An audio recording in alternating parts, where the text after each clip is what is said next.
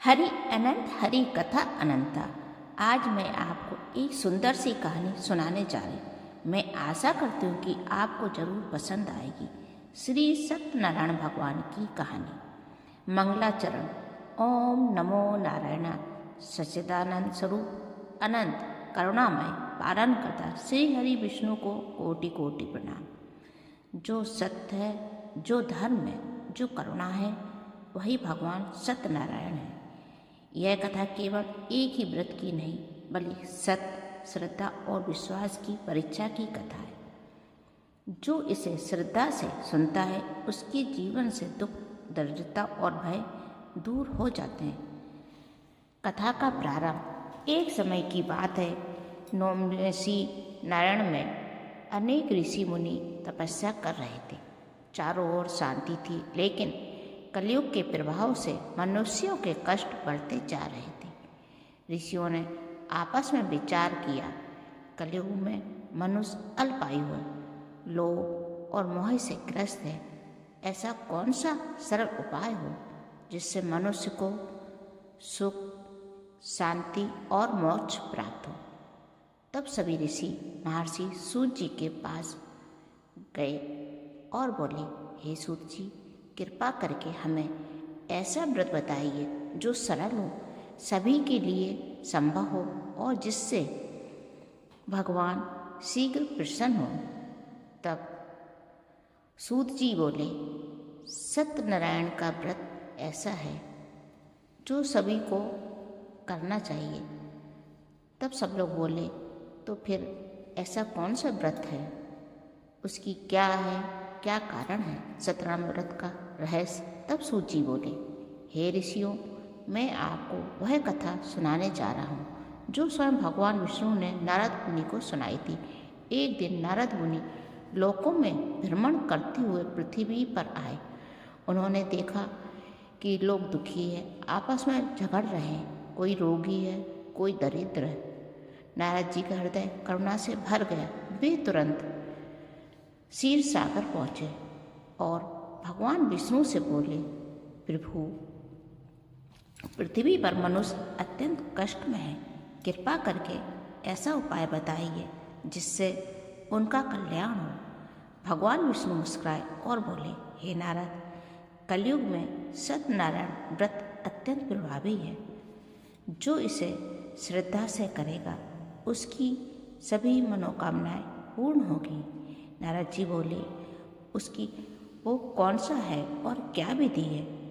व्रत की विधि भगवान बोले, किसी भी पूर्णिमा के दिन स्वच्छ स्थान पर पीले वस्त्र धारण कर व्रत का पारण करना चाहिए और सत्यनारायण भगवान की कथा सुननी चाहिए। तब नारद जी बोले, इसकी विधि बताइए प्रभु।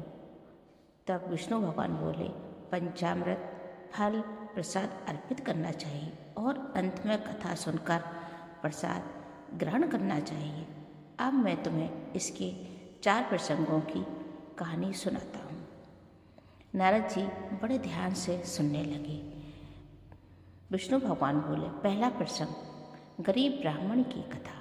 काशी नगरी में एक अत्यंत गरीब ब्राह्मण रहता था। उसके पास खाने को अन्न नहीं था। वह प्रतिदिन दुखी होकर भगवान का नाम लेता और भगवान से कहता कि हे भगवान, कृपा करो। पर एक दिन भगवान सत्यनारायण साधु के वेश में उसके द्वार पर आए और बोले, वत्स, तुम अत्यंत दुखी क्यों हो। ब्राह्मण ने अपनी सारी व्यथा सुना दी। तब भगवान ने कहा कि हे ब्राह्मण, तुम पूर्णिमा के दिन सत्यनारायण भगवान का व्रत करो तो तुम्हारे सारे कष्ट दूर होंगे। ब्राह्मण ने वैसा ही किया। कुछ ही दिनों में उसके जीवन में धन, सम्मान, सुख आ गया और वह आराम से रहने लगा। बोलो सत्यनारायण भगवान की जय। दूसरा प्रसंग सुनाता हूँ। साधु और उसकी पुत्री। एक नगर में एक धनी व्यापारी था जिसका नाम साधु था। उसने भी सत्यनारायण व्रत किया और उसकी मनोकामना पूर्ण हुई, परंतु उसने प्रतिज्ञा की कि कार्य पूर्ण होने पर भक्त पूजन करूँगा, लेकिन उसने व्रत को टाल दिया। परिणाम स्वरूप वो बहुत दुखी हुआ और उसका बिजनेस खराब हो गया। उसका जहाज पानी में डूबने लगा और व्यापार पूरा नष्ट हुआ। जब उसका जहाज डूबा तब उसको अपनी भूल का ज्ञान हुआ।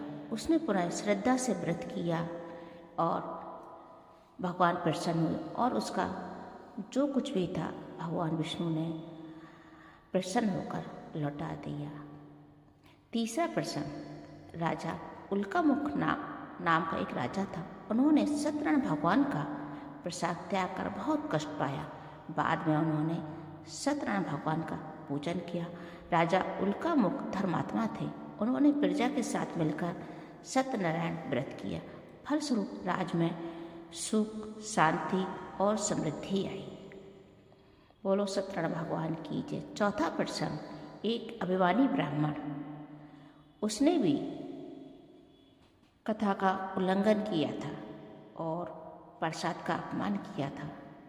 इस कारण उसने उसको तुच्छ समझा। भगवान ने उसे दंड दिया।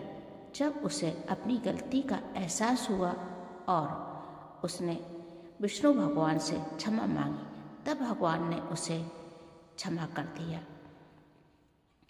सत्यनारायण भगवान जो भी करते हैं भगवान की इच्छा से सभी मनोकामनाएं पूर्ण होती हैं और कहते हैं भगवान को सच्चे मन से याद करो तब सब कुछ अच्छा हो जाता है।